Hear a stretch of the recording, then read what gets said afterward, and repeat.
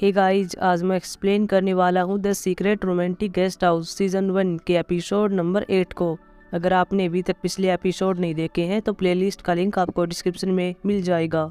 Episode की शुरुआत में देखते हैं जहाँ पर शिनवोन और युवा दोनों बात कर रहे थे। जहाँ पर शिनवोन युवा से कह रहा था कि तुम सियासन चाहते हो या फिर जनता पर शासन करना चाहते हो। युवा कहता कि मैं सियासन क्यों चाहूँगा, तुम मेरा अपने राजनीतिक कार्यों में यूज़ नहीं कर सकते। बाद में युवा यहाँ से जाने लगता है। पीछे से शिनवोन कह रहा था कि मैं जानता हूँ कि तुम मिकेनो से क्यों जुड़े थे, क्योंकि तुम एक ऐसे देश का निर्माण करना चाहते हो जिसमें अमीर और गरीब के साथ सेम बिहेवियर किया जाए, उनके साथ किसी प्रकार का भेदभाव न हो और गरीब भी सपना देख सके और अपने लक्ष्य तक जा सके। शिनवोन कहता है कि ये काम मैं तुम्हारे लिए कर दूंगा और तुम मेरा भी पूरी तरह से इस्तेमाल कर सकते हो। शिनवोन यहाँ पर बताता है कि ये सब काम करने का एक शॉर्टकट तरीका है और इसके लिए तुम्हें सियासन लेना चाहिए ताकि तुम लोगों की रक्षा कर सको। अगले सीन में युंडान को देखते हैं जिसके पास बेस बदलकर सैनिक आए हुए थे और वे यहाँ पे युंडान से कहते हैं कि ताइवान ने आपको बुलाया है, आपको हमारे साथ चलना होगा। हालांकि यहाँ पर युंडान भागने का प्रयास करती है लेकिन ये सैनिक उसको पकड़ लेते हैं। वही हम इसी सराय के अंदर देखते हैं जहाँ पर सियोल हांगजू से बात कर रहा था। हांगजू यहाँ पर कहती है कि मुझे खुशी है कि तुम मुझसे बात कर रहे हो, क्योंकि जब मैं एक भूत बनकर रहती थी तो मेरे परिवार के सिवाय मेरे साथ और कोई भी बात नहीं करता था। अब हांगजू कहती है कि मुझे उपभवन के अंदर रखा गया और मैं वहीं पर छिपकर रहती थी ताकि ताइवा को पता न चल जाए कि मैं जिंदा हूँ। सियोल यहाँ पर हांगजू से कहता कि क्या तुम अब भी टेम्पल के अंदर जाओगी। हांगजू यहाँ पर हाँ भरती और कहती है कि मैं युंडान का और जीवन बर्बाद नहीं कर सकती, मुझे जाना होगा। बाद में सियोल कहता कि तुम्हारी जीवन के बारे में क्या। इस पर हांगजू कोई जवाब नहीं देती।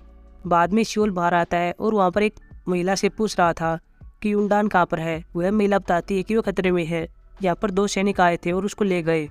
बाद में सियोल युवा के पास जाता है, साथ में यहाँ पर यूको होता है और उन्हें बता रहा था कि मैं युंडान से मिलने के लिए गया था लेकिन शायद मेरे पीछे सैनिक थे और उन्होंने युंडान को पकड़ लिया है। बाद में यहाँ पर कंगसान आता है और सियोल कंगसान को भी सारी बातें बता देता है। हमें युंडान को दिखाया जाता है जिसको बांधा हुआ है। तभी वहाँ पर हम देखते हैं कि ताइवा आ जाता है। ताइवा के हाथ में यहाँ पर कंपास होता है जो कि युंडान का होता है। ताइवा यहाँ पर युंडान से कहता है कि ये क्या है। युंडान बताती है कि ये कंपास है। ताइवा साथ में पूछता है कि ये तुम्हें कहाँ पर मिला था। युंडान कहती है कि ये मैंने दुकान से खरीदा था। ताइवा कहता है कि क्या तुम मुझे बेवकूफ़ बना रही हो, ये एक ऐसी चीज़ है जिसका इस्तेमाल केवल डिसियोल कर सकता है। और बाद में ताइवा युंडान की गर्दन को दबाने लगता है।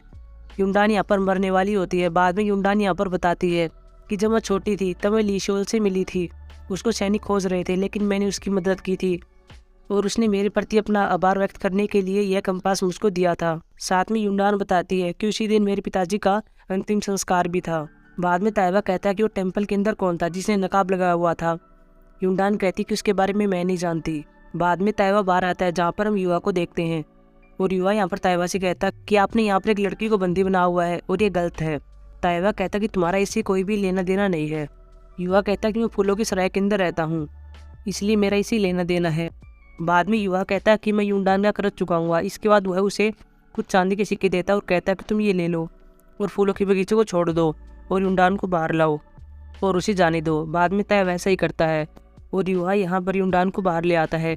हालांकि यहाँ पर कंसान भी युंडान को बचाने के लिए आता है लेकिन जब वह देखता है कि युंडान युवा के साथ थी तब वह वहीं पर छुप जाता है। बाद में युवा युंडान को उसके सराय के पास ले आता है जहाँ पर नाचू होती है।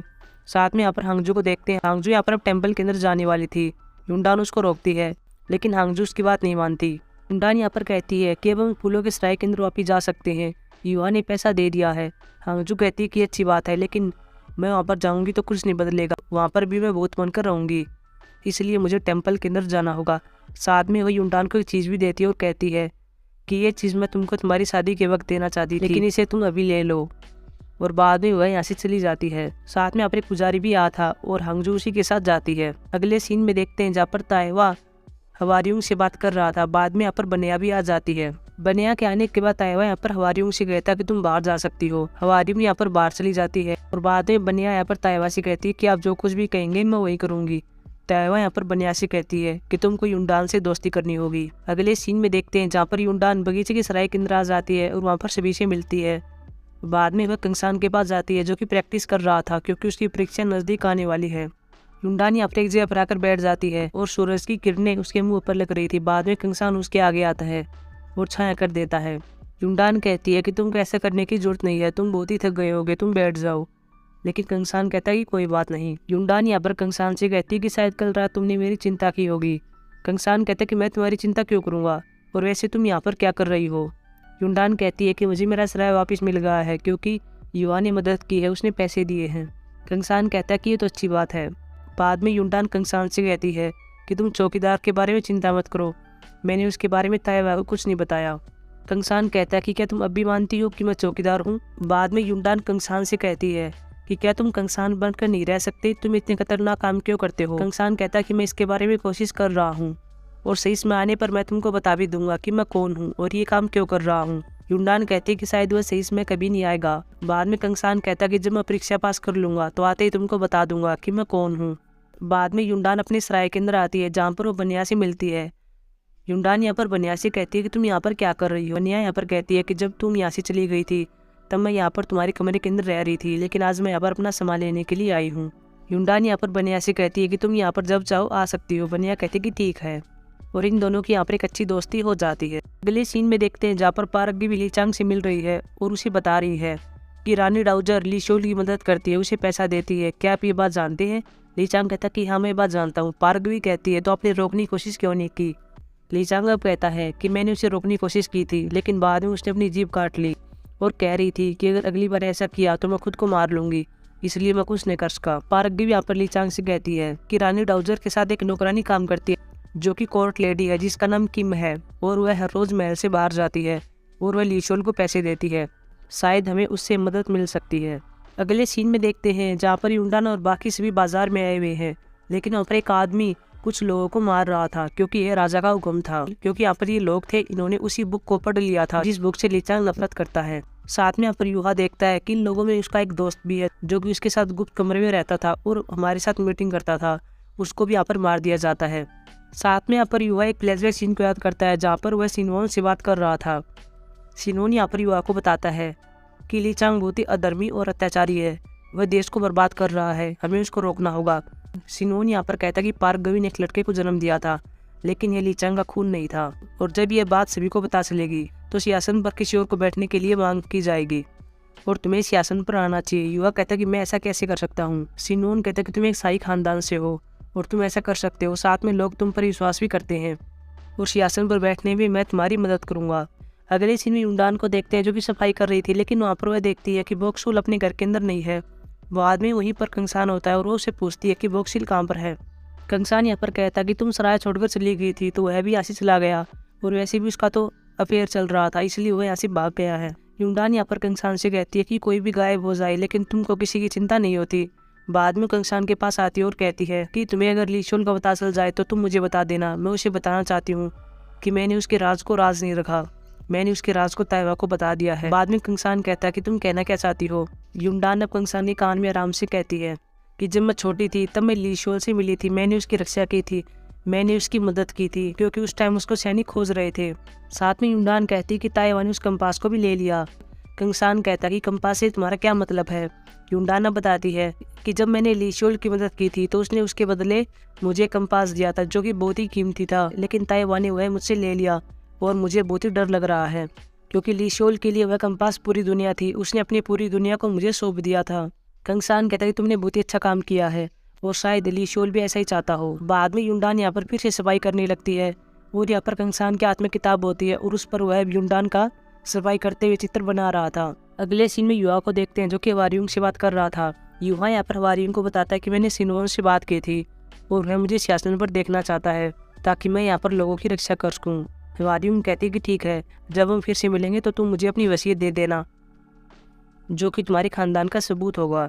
वहीं दूसरी ओर हम हांगजू को देखते हैं जिसके पास अब सियोल आया हुआ है। हांगजू यहाँ पर टेम्पल के अंदर होती है और सियोल यहाँ पर हांगजू को फूलों के सराय के अंदर फिर से आने के लिए कहता है। वह कहता है कि सभी तुम्हारा इंतजार कर रहे हैं और तुमको आना चाहिए। साथ में यहाँ पर हांगजू ने जो पुजारी के कपड़े यहाँ पर पहने हुए थे, सियोल उनके बारे में कहता है कि ये तुम पर अच्छे नहीं लग रहे हैं, और कुछ टाइम के बाद खाना खाने के बाद सियोल यहाँ से चला जाता है।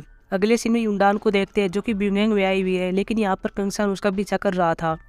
जब यहाँ पर युंडान अंदर आती है तो यहाँ पर किसांग बात कर रही थी कि बनिया ने अपनी पहली रात एक विद्वान के साथ बिताई थी जिसका नाम कंगसान है, और यहाँ पर युंडान ये सब बातें सुन लेती है।